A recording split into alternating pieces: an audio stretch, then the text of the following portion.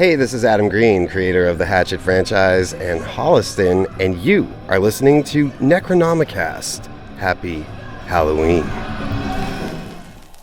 Good evening, Perry.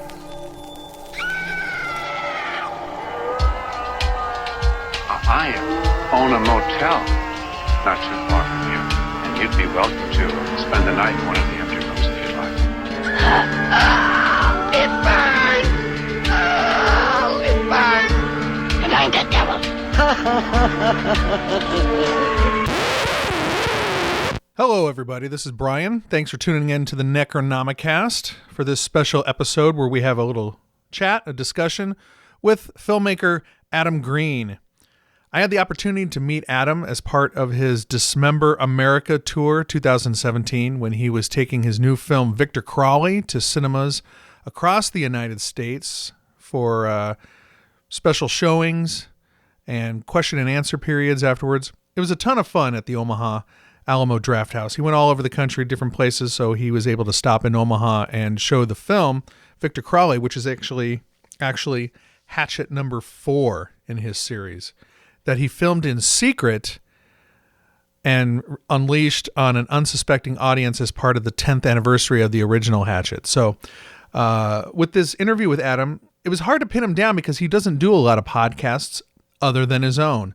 So we nabbed him as part of his, I guess you would call it the publicity tour for the home video DVD Blu-ray release of Victor Crowley. Was able to get and be part of that. So this is the first time I had an interview with somebody, a filmmaker, a star, anything like that, where I had to wait in line and call and enter a code, and the publicist kind of gave you 20 minutes to talk to Adam. So that's super cool. A lot of times when we chat with people on the show, we just kind of talk to them late at night, and well, you've heard the shows, they kind of meander, but this one was really laser focused, and we only had 20 minutes to talk to Adam. And I'm glad that we had the 20 minutes to talk to Adam because he's the kind of filmmaker in our genre, in our horror genre, that gets the fans, and he enjoys meeting with the fans, but you only got so many hours in a day to do this. So the following is my conversation with Adam Green talking about Victor Crowley, the home video release, the whole tour, the Hatchet series, all kinds of stuff. So hope you enjoy it. We got a lot more different shows coming up, a lot more different interviews. Nothing I want to kind of tease yet, but we've got some great group shows too. So if you miss Wayne, Lori, Zip, and Doug, and you're tired of listening to me, Brian, rest assured that they will be back on the show very, very soon. And now, Adam Green. Victor Crowley was born horribly disfigured. His daddy kept him hidden away in his house where no one would see him. They lived like that for years, just keep it in themselves, alone. Victor was scared to death of other kids. They teased him and tortured him like kids do. They were so cruel.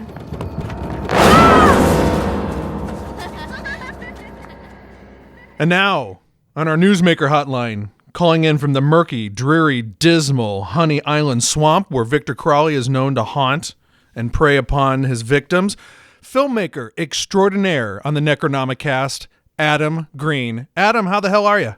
I'm doing great now that I was called an extraordinaire. So that was awesome. Thank you. Well, I'm glad to make your day. Yeah, I'm doing great, man. It's been this has been one of the most fun releases, and with each movie that comes out, this is my 10th feature at this point. You do these rounds of press and stuff, and this has just been such a blast. Like, nobody asks the same exact questions. Everybody is so interesting to talk to. So, point is, the bar has been set very high. So good luck. Yeah, no pressure. Adam, what was great, what I'm really excited about to talk to you about today, about this Victor Crowley movie. I had the opportunity to meet you at the VIP meet and greet in Omaha at the Alamo Drafthouse when you rolled through on your tour. Can you tell us a little bit about how much fun you had on the tour and the different stops? Was it crazy? Oh man, the tour was so amazing. It's extremely hard to do because you're on every night and you don't get home usually till very, very early the next morning.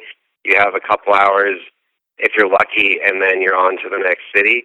So it was very aggressive. I think the movie ultimately played about 56 different cities and 4 different countries, and I was at maybe 37 of those shows.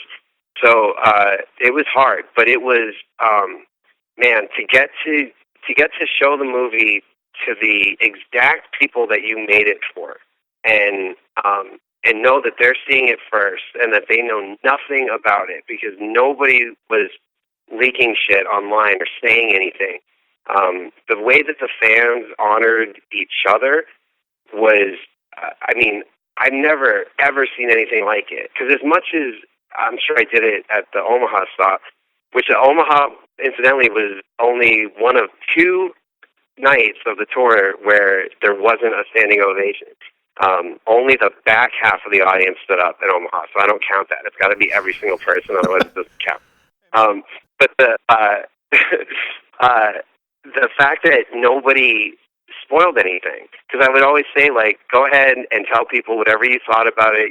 You loved it, you hated it, whatever you want to say, but there's no need to say point by point, this happens, then this happens, and there's this surprise. And because even if you put the words like spoiler below, it still gets out, man. It gets ruined, and nobody ruined it. And here we are, like 6 days away from the release.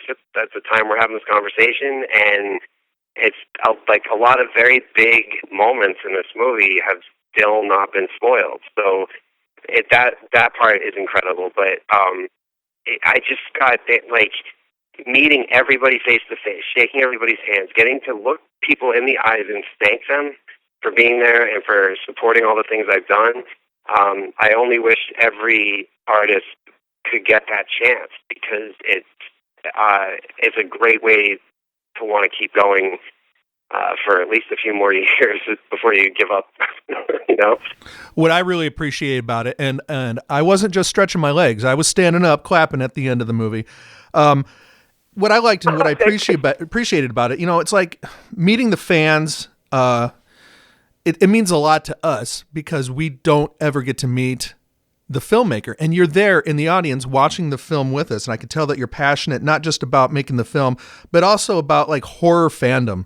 And it was really, I thought it was really exciting for me as a film buff and a film fan to actually go and shake the hand of the movie maker. So I know it was probably a crazy whirlwind tour and you're sleeping in a different hotel room in a different town every night, but thanks for taking time out for the fans to do something like that, because we really appreciate it, honest to God. It's a very cyclical thing, though, where I think that, especially, I think it's a lot of it is because I've never had marketing behind anything that I've done. It's always been a grassroots effort. It's always been word of mouth that has made these things successful. I've never had TV commercials and billboards and all that stuff. It's because of that. Going all the way back to the first one, you know, when it premiered at Tribeca was the first place it played, nobody wanted it. Like, we had no offers at all. And it took 18 months of me doing every convention that would have me, every festival. I went something like $82,000 in debt, like 5 credit cards maxed out. But I believed, and that, you know, it felt after a while like almost like a race for like public office or something, where you're shaking hands and kissing babies. But the whole thing was so sincere, and being such an open book with, this is how we made the movie and this is who I am. And because of that, I have a very different and just unique relationship with my fans than most people do. So to do a tour like that, which was, I've toured before, but not to that extent, was just an incredible experience. And I think I was enjoying meeting everybody at least as much, if not more, than they were about meeting me. And normally, by the time a movie comes out, you'll sit through it maybe at the premiere and maybe one other show. And then after that, you wait outside because you've seen it so many times that you can't possibly enjoy it. But I sat in most of the nights of the tour, or at least kept hovering and coming in and out, because it was so fun to watch people watch the movie. And every time I'd be like, you know what, I've seen it enough, I know it works, I'm going to just wait outside. I'd have to remind myself, like, very rarely in the rest of my life am I going to ever get the chance to see this in a theater with a crowd that passionate. And so it was worth it to sit in. What's great also about the history of this movie, I, like a lot of other people, watched on social media your big reveal on the 10th anniversary of the original Hatchet, that you in fact filmed this secret movie, or you filmed this movie secretly and you unleashed it upon the fans. And you had that great story about you and Romero, him talking to you about making movies and your passion and everything. I was just wondering, is there more of an advantage or a disadvantage, like making a movie like secretly like that? It's both, because it added all of these other things that you had to worry about now. And because you got to remember, I know everybody can realize it's a huge crew that's on a movie like this. You got like almost 100 people working on it. So trying to control that from leaking, but then you have every vendor, from the catering to the trailers and the guy coming to fill them up with gas, the various unions, the payroll company, and all the assistants there. You get into post-production, and wherever you're doing like your sound mix or your color correction, there's random people poking their heads in. So it was a very, very stressful 2 years with the whole secrecy aspect of it. Now, at the same time, we're talking about a Hatchet movie here, not Star Wars or something. So it's not like the whole world was trying to figure out what Aeroscope was making next, But there are those fans that are so diehard that, that we purposely released a cast list on IMDb that just conveniently did not list anybody who could be associated with horror movies. So we mainly listed like the supporting characters and a lot of the smaller roles. But sure enough, there were people that would hit them up on Facebook or Twitter and try tactics like, hey, congratulations about digging up the Marrow 2. Adam told me everything. I'm a good friend of his. Just trying to get them to acknowledge it. And, cause most people thought that's what we were making. So that part of it was very hard. But it was extremely liberating to just kind of be on our own island and make the movie without any interference or expectations or needing to worry about set visits or constantly posting new things online and keeping people excited. And we got to just do our thing and make the best movie that we could possibly make, and then just announce it by showing it. And it's not going to become like my new thing where this is what I always do. I know I did it with Marrow and now again with this. I don't think I'll ever be able to pull it off again at this point because people will be watching too closely, but I'm so happy that it worked for this. Because if you had asked me 4 years ago if this is what I would be doing today, talking about a new Hatchet movie, I never would have believed you. I never, ever planned on doing this. So it's really kind of, it's surreal that this is how life went. So do you have like the saga, the continuing saga of Victor Crowley kind of planned out in your head? Do you have any of it on paper just in case, this movie got great reviews and hopefully people are supporting it. The tour did great. Hopefully we sell a lot of Blu-rays and DVDs. So if it's, financially successful enough, do you have the kind of where you want the storylines to kind of continue to go, or do you just kind of make it up when the money rolls in? No, I have the next two planned out. It's basically another trilogy, kind of like what I did the first time around. Mm-hmm. One of, I think, the bad things about the 80s slashers that came before this was that the sequels were always born out of commerce and not out of necessity or because the story called for it. You always saw completely new people getting behind the cameras, completely new crews for the most part. But with Hatchet, it's always been the same principle, key players involved, and I think that's made a very big difference. And, I knew, and, Kane knew some of it for the second one. Tony Todd knew when he did the first one just how big of a role he was going to play in it all. But it was a risk. I mean, it was my first real movie, and it was an indie movie. Like, anything could have happened. And thankfully, people trusted me and believed. And even the way the first one ends so abruptly, I had to know that I might have to just live with that, and that's the way it ends, and that's it. Or I would get to keep going and tell the full story. So I'm glad it worked out that way. But that story was finished. And so now this one was something that it's not like I had this planned out all along when I made the other three. I didn't. But before ever starting to shoot this one, I had the next two, at least two, ready. And now we just have to wait and see. As much as it seems like it should be inevitable at this point, because, I mean, the tour was a big success. It's already been a bestseller on Amazon. The whole thing is very exciting. But you never know what's going to happen because the whole piracy thing, it is deadly for a movie like this, and it can just kill it. So that's what happened to Marrow, and that's why there's never going to be a sequel. I hear more about Marrow. The only thing I hear about more than Marrow is Holliston, as far as like how big the fan base is for something. And there's never going to be a sequel because the sequel for Marrow was supposed to all take place in the Marrow. Like, it was so fucking ambitious and so cool, and so many people fucking pirated that movie, and it's not going to happen. So hopefully that is not the case with this one, because I think people are going to be very happy with where it's going to go. Because, first of all, there's a scene in the end credits, so when people watch the movie, they should make sure that they watch all the way through the end credits, because that kind of sets up the next one. And I was able to hit the reset button with this movie, and in the way I brought him back, things are a little different now, and I can get him out of the swamp now. So I think people are really, really going to like where this is about to go, if it does get to go there. Victor Crowley in outer space, am I right?